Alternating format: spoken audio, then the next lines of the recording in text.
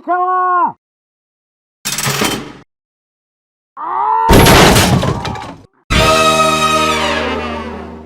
What's up, everybody out there in YouTube land?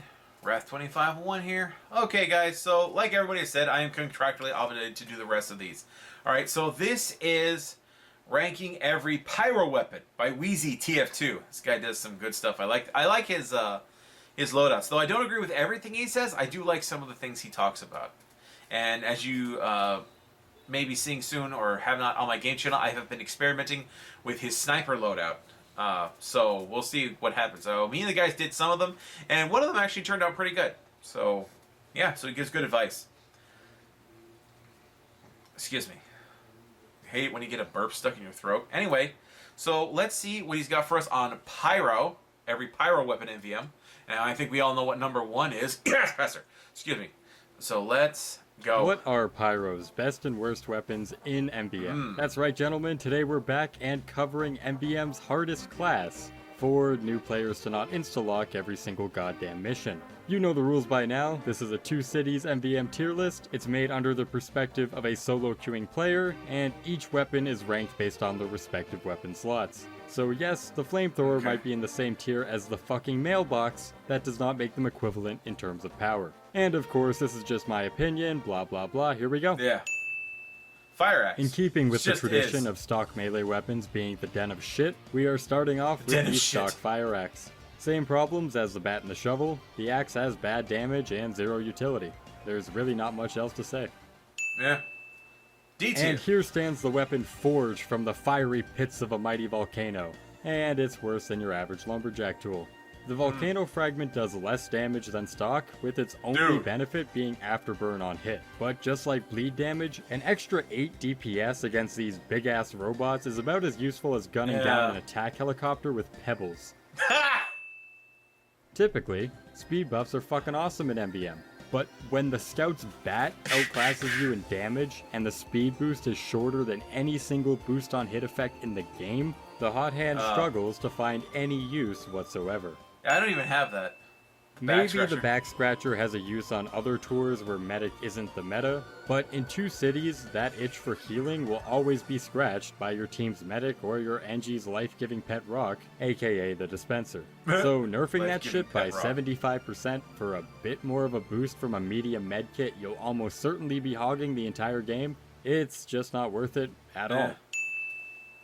This weapon has 2 niches, and both of them are so uncommon that it basically doesn't fucking matter. The Neon Annihilator lets you crit robots that are doused in piss or milk, and lets you remove sappers with 2 swings. You could maybe kill an uber medic if your picker is lazy and your scout prematurely throws his milk, and maybe you could save a sentry if your team's NG gets backstabbed, but you have a higher chance of getting an Aussie than ever having both of those things happen in a single wave.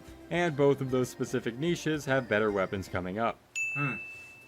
The Man Melter. This is the Man Melter with maximum upgraded firing speed. No, not default firing speed. Maximum upgraded firing speed. Jeez. Shotguns, all of them. They were D tier for the soldier, and it's the same shit, different toilet. Shotguns do all of their damage at close range, but so do all your flamethrowers. So there's pretty much to ever use it. Yeah, he won't. Pyro can Hadouken taunt kill with it, but that's not enough to put them any higher. A home wrecker can save your NG's buildings from being sapped if you're on a team where turning around is a foreign concept. But other than that, it has pretty much no use whatsoever. Like, I could barely get any footage of this ever saving a building, since it basically does not happen ever on good teams. It got taken out anyway. On bad teams, it's fine, I guess. The Extinguisher isn't terrible, but it just acts as one big redundancy in Pyro's kit, because the flamethrower will almost always do more damage at close range, no matter what. But it can work as a last resort medic killer, provided you get the right setup and the speed boost actually helps, unlike the hot hand. So, not terrible, just not that good. Scorch Oh, fuck. The Scorch Shot is a completely dogshit weapon offensively. If you're an experienced MvM player, you'll know exactly why this weapon is a pain in the dick. Knockback is fucking annoying. It messes up your demo sticky traps, it makes the heavy have to aim upwards to hit all of his shots, and if you're not getting vote kicked by your team's sniper, then you're dodging more bullets than the robots that you're knocking into the air. But what saves it from D tier is, as a mobility tool, it's actually pretty good, and can help Pyro make some jumps faster. But if you're actually trying to use the Scorch Shot as an attack weapon, you need help. And now here's a flare gun you can actually shoot without being called racial slurs over the mic. The normal flare gun is fine at getting bits of residual damage from a distance in situations where it's not safe to charge in with your flamethrower. But there are more useful secondaries with more beneficial effects, so the flare gun sits in C tier. Flare gun. The Degreaser is the worst flamethrower in the game for MvM, and is a straight up downgrade from the stock. Faster weapon switch doesn't really mean shit when combo Pyro isn't remotely close to viable in MvM. So all you really get is the reduced afterburn damage it's mostly and for, increased it's air weird because things in and I know both of those nerfs don't really things matter in casual that much, aren't effective in MvM, and things effective in MvM aren't good in casual. Gas more easily though, which depending on who you ask could be a good thing or a terrible thing. The third degree acts as Pyro's plan B if he blows his gas load too early. Because this thing crits like a fucking super luck Farfetch, and Pyro normally has at least one Uber canteen on him, it's not that bad as a last resort option for killing Uber medics. Most Pyro melees suck ass, so this one having an actual common use makes it pretty decent. The Thermal Thruster is a good mobility tool, held back by its slow startup and stun upgrade not being in by default. It allows you to get behind robots and fuck them in the ass without being aggroed like you normally would. There's also all the same benefits you would get from a normal sticky jump, of being able to get to the front lines faster and retreat more safely, so it's alright. Ooh, it uses the power jack. Still on the Pyro mobility train, next up we have the best flare gun in the game, the Detonator. Although it's not as mobile as the jetpack, being able to consistently and quickly jump from the bottom to the top floor of Manhattan is such a good thing. You can also do this with the rocks on Rottenberg and the right cliffside with very strict timing, but I find the Manhattan one has the bigger quality of life to it. You can also use it to jump on the heads of robots and cancel your Flog's taunts, allowing for more crit DPS with free invincibility. It has a lot of common uses and works well in the context of its kit. It's common to look at the stock flamethrower and associate it with the PTSD every high tour gets from watching clown after clown spam the fuck out of Air Blast, but I think we need to look at the weapon detached from that reality. Even though it loses to other options on sustained long-term DPS, stock has the second best crowd control of all the flamethrowers, and is the only flamethrower in the game to not have an Air Blast nerf. And me saying that is not carte blanche to keep air blasting the Sentry Buster away from the NG, you fucking mongoloids. Sorry, that's the PTSD coming out. Stock is fine.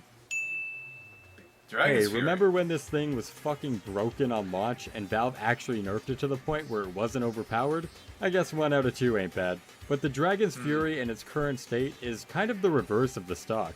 It has very high sustained DPS thanks to its faster firing speed on hit, but it suffers more in the realm of crowd control. Not only because you have to actually aim your shots, but also because you're never really getting the firing speed buff because robots usually die too fast to get a second hit in. But for what it's worth, it's a pretty decent flamethrower. In terms of Pyro's best damaging flamethrowers, I think this one is the runner-up, and probably the top contender on Manhattan thanks to how easy it is to obstruct the robot's aggro. Even though the crits from the back are a little inconsistent, you'll take what you can get with a fucking 300% damage boost. As a general rule, if a robot is ever aggroed onto somebody other than you for an extended period of time, you're going straight to Crit City. I mean, Pyro just ends up farming so hard if he can bounce off his team in that fashion. The only problem is that actually achieving this, specifically on Rottenberg, isn't all that consistent. And it being tied for being the worst flamethrower on tanks doesn't help in that aspect. There's also the Air Blast nerf, but you shouldn't really care about that. So, amazing on Manhattan. Screw you, dude. Air Blast is awesome. Good on Rottenberg. And that makes it not broken enough to be the best flamethrower.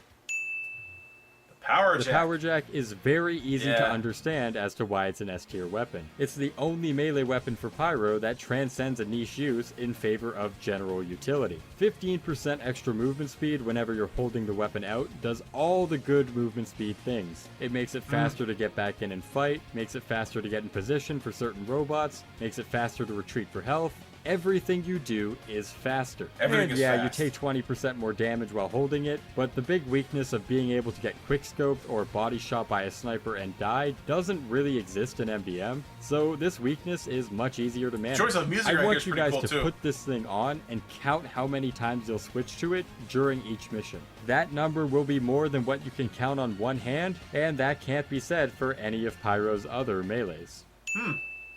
Yes, the gas passer. Okay, so I know Yeah. a lot of people He find says this people weapon hate this contentious, stuff. and I'm not one to say that reputation isn't I'll do the entirely video next unearned. about why It's people hate the gas MvM's passer. most powerful weapon, but Yes. this is a tier list based off a weapon's effectiveness. Not fun factor, not health for the game, just purely based on how good the weapon is. And just like the beggars, I have a whole in-depth Jeez. video on the gas passer in the works. But let's rapid fire some of its best features for the sake of the tier list. It's insanely cheap to upgrade at 400 credits, it one-shots any group of small robots in the game, it lingers on the ground afterwards so even more robots get caught in the blast, it can be used at long range, it can be used at close range, it can kill uber medics, it's unaffected by Fist of Steel heavy resistances, it has a recharge upgrade, it can be farmed off of tanks, and is completely spammable if the Pyro knows where to position himself. Nice. That is a lot of benefits.